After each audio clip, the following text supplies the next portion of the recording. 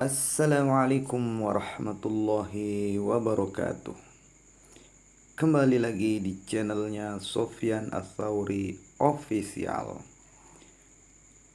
Oke teman-teman, dalam kesempatan ini saya akan sedikit berbagi ilmu ya, yaitu tentang sanadnya ya, sanad ilmu ulama-ulama Nusantara ya, ulama-ulama kita di Indonesia ini itu nyambung kepada pimpinan pendiri daripada Jamaah Tabligh ya. Jadi kita urut dari atas ya, teman-teman. Jadi kita urut mulai dari atas, itu mulai dari baginda Rasulullah sallallahu alaihi wasallam. Kemudian nanti sampai kelihatan sampai ke bawah ya. Sampai ke bawah. Kita mulai dari atas karena nanti di sampainya kepada Sayyid Muhammad Al-Maliki ya, Sayyid Al-Maliki atau Sayyid Al-Maliki itu nanti akan banyak murid-murid beliau. Dari sanalah akan nampak nanti ulama-ulama kita, ulama Nusantara ini, ulama-ulama di Indonesia ini yang menjadi murid daripada Syekh Sayyid Muhammad Al-Maliki ya. Jadi baginda Nabi Sallallahu Alaihi Wasallam ya, baginda Nabi Sallallahu Alaihi Wasallam, beliau itu memiliki sahabat yang bernama Ibnu Abbas ya. Jadi Rasulullah Sallallahu Alaihi Wasallam itu mengajarkan agama, mendidik daripada langsung sahabatnya itu Ibnu Abbas, atau Ibnu Abbas itu belajar langsung kepada baginda Nabi Sallallahu Alaihi Wasallam. Maka Ibnu Abbas itu adalah termasuk sahabat yang alim, ahli tafsir ya, yang memahami tentang Al-Quran ya, memahami tentang agama itu luar biasa ilmu daripada Ibnu Abbas radhiyallahu taala anhu ya.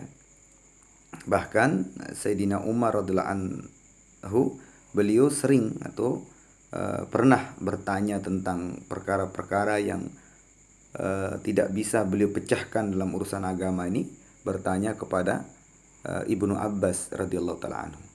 Nah, Ibnu Abbas ini beliau memiliki seorang budak ya. Beliau memiliki seorang budak yang bernama Ikrimah. Nah, dan budak ini, Ikrimah ini belajar langsung kepada Ibnu Abbas ya. Ikrimah Al-Qurashi namanya, Al-Hashimi.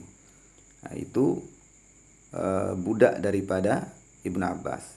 Tetapi beliau Ikrimah ini dibebaskan ya. Dibebaskan oleh seseorang yang bernama Khalid ya. Itu setelah wafatnya daripada Ibnu Abbas, yaitu Khalid bin Yazid bin Muawiyah. Namun Ikrimah ini mentargib daripada anaknya Ibnu Abbas bernama Ali, bahwa apakah engkau ini akan menjual ilmu bapakmu, ayahmu kepada Khalid. Nah, itu sindiran bahwasanya masa Khalid yang membayarku 4.000 dinar untuk membebaskanku gitu. Maka setelah itu dikembalikanlah itu uang itu.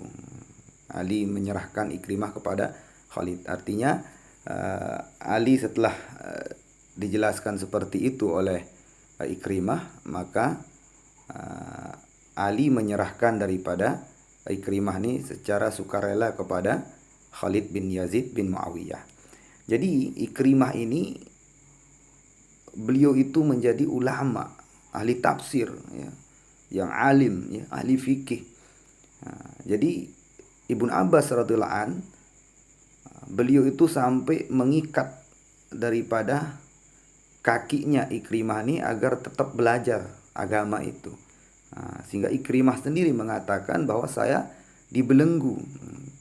Saya dibelenggu atau diikat daripada kakiku oleh Ibnu Abbas agar aku ini tetap belajar agama. Sehingga aku belajar Al-Quran, belajar hadis kepada Ibnu Abbas. Sehingga Ikrimah ini menjadi ulama besar, ahli tafsir. Ya. Sehingga seorang ulama itu beliau mengatakan bahwa Ikrimah ini adalah ulama besar. Dan ulama-ulama itu mengakui tentang kealiman daripada Ikrimah Al-Qurashi Al-Hashimi. Nah, Ikrimah ini beliau memiliki murid, ya. Beliau ini memiliki murid, ya.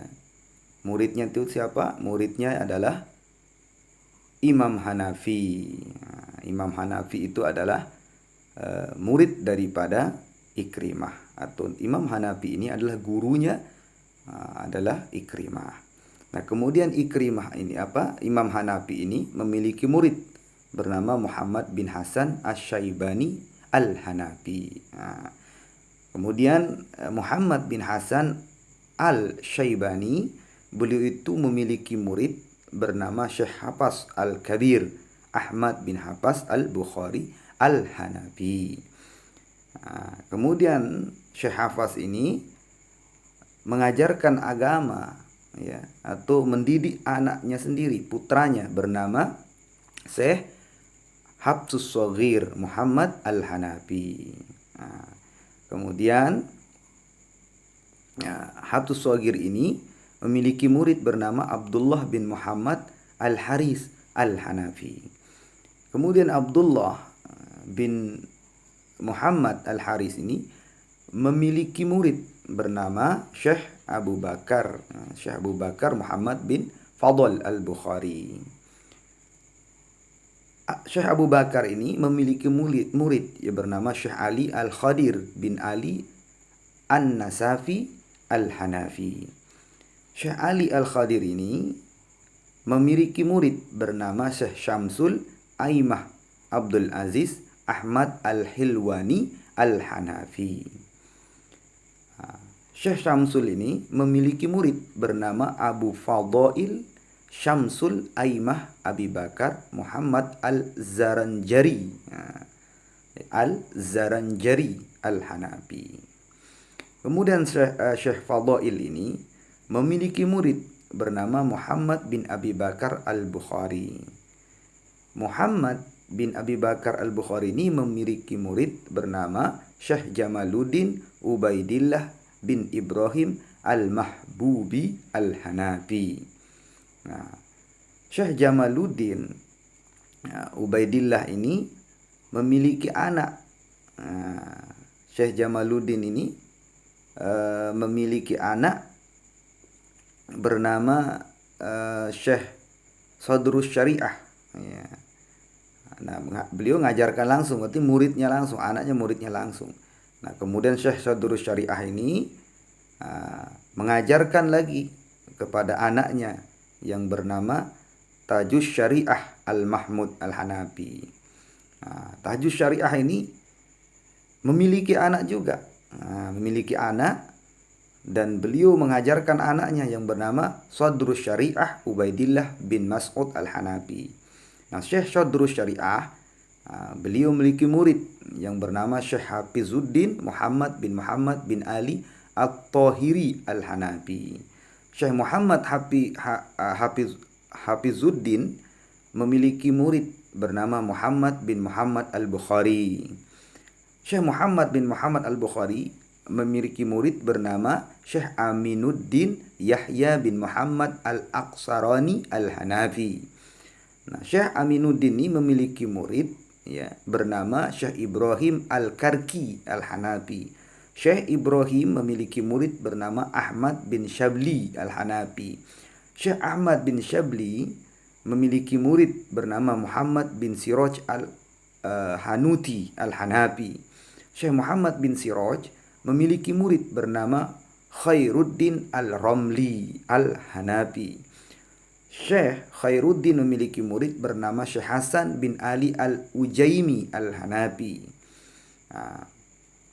Syekh Hasan bin Ali Al-Ujaimi ini memiliki anak, dan beliau mengajarkan kepada anaknya yang bernama Syekh Alauddin bin Muhammad.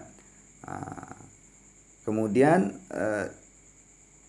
Syekh Alauddin bin Muhammad ini memiliki anak juga bernama Syekh Muhammad bin Alauddin Al-Mazjaji Al-Hanafi. Dan beliau memiliki murid bernama Syekh Yusuf bin Muhammad Al-Hanafi. Syekh Yusuf memiliki murid bernama Muhammad Abdul Hanafi. Syekh Muhammad Abdul Hanafi. Maka Syekh Muhammad Abid itu Al-Hanafi. Syekh Muhammad Abid Al-Hanafi. Nah, Syekh Muhammad Abid Al-Hanafi ini memiliki murid bernama Syekh Abdul Ghani bin Abi Sa'id Al-Dahlawi Al-Hanafi. Nah, ini muridnya ini dari asal India, ya. Jadi Syekh Muhammad Abid ini memiliki murid dari India, yaitu Abdul Ghani bin Abi Sa'id Al-Dahlawi. Ini dari keturunan Kandahlawi, ya.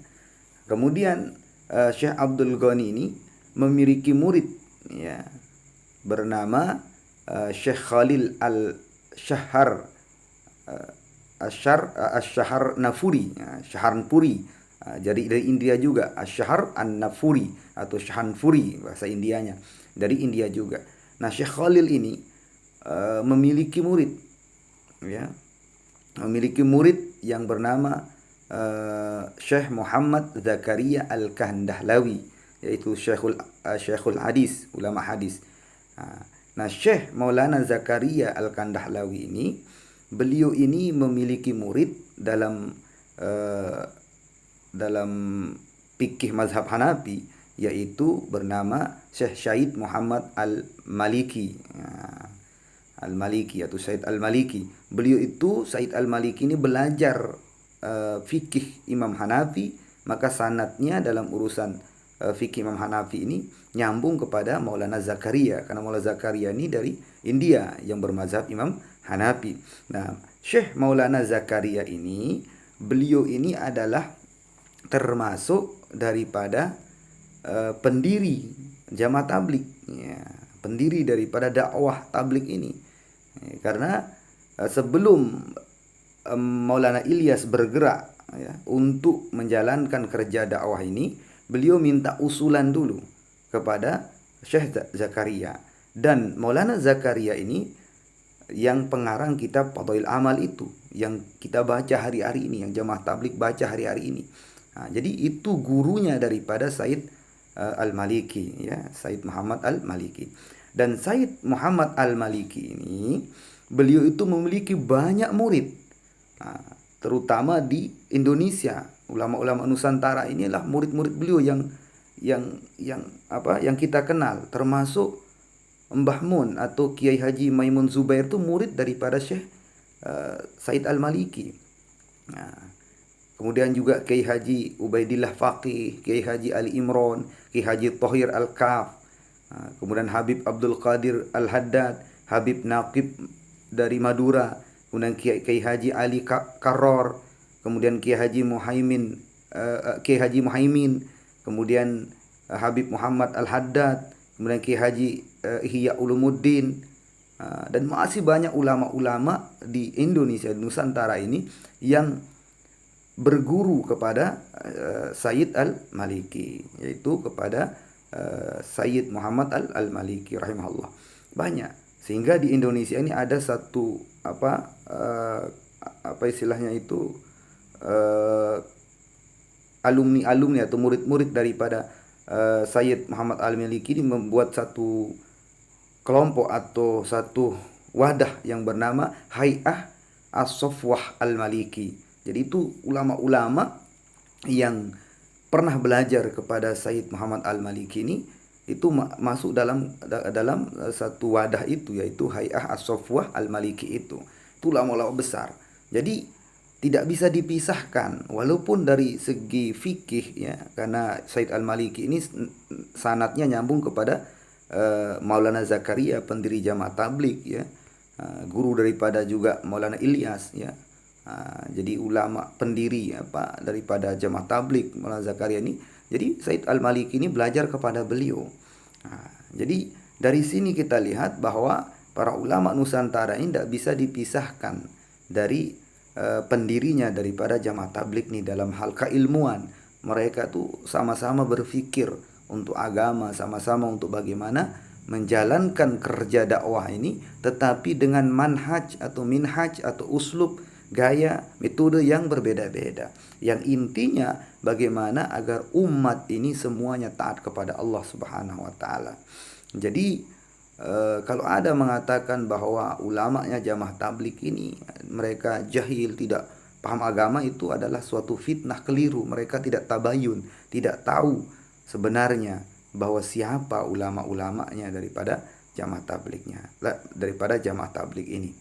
Mudah-mudahan video ini, penjelasan ini bisa bermanfaat dan membuka fikir kita, ya, bahwasanya ya dalam kerja dakwah ini ya dibangun oleh para ulama-ulama untuk bagaimana memikirkan umat, dan kita pun sebagai jazbah kita untuk jangan tinggalkan juga, ini bil khusus untuk para teman-teman ahbab, jangan tinggalkan ilmu, jangan sampingkan ilmu, tetap kita belajar ilmu, tetap kita menuntut kepada ulama yang ada di kampung kita, yang di dekat kita, ya, ulama-ulama, terutama ulama ahlus sunnah wal jamaah, ulama-ulama yang betul-betul memikirkan tentang bagaimana daripada akidah yang benar, ya, akidah daripada Asy'ariyah, Al-Maturidiyah, ya, kemudian fikih, bagaimana kita bermazhab, terutama di Indonesia ini mazhab Imam Syafi'i.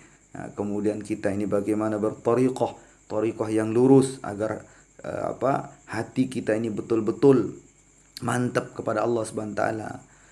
Thariqah Ahlussunnah wal Jamaah, ya, itu Qadiriyah, Naqsabandiyah. Kemudian bagaimana kita belajar tasawuf agar dididik hati kita ini, agar lembut hati kita ini, tidak sombong, tidak riya, tidak ujub dan lain sebagainya. Kemudian akhlak kita ini benar sebagaimana akhlak-akhlak daripada para sahabat yang dididik oleh Rasulullah SAW, akhlaknya ahli tasawuf, orang-orang sufi yang mereka berakhlak luar biasa. Karena ini adalah inti daripada semua. Karena apabila ilmu kita banyak tapi kita tidak berakhlak, maka sia-sia belaka semua itu. Maka hal-hal seperti ini penting sekali. Mudah-mudahan bermanfaat. Yang benar dari Allah, salah dari kehidupan saya sendiri. Kita niat amal dan sampaikan. Subhanallah bihamdihi, subhanakallah bihamdika, asyhadu an la ilaha illa anta, astaghfiruka wa atubu ilaik. Assalamualaikum warahmatullahi wabarakatuh.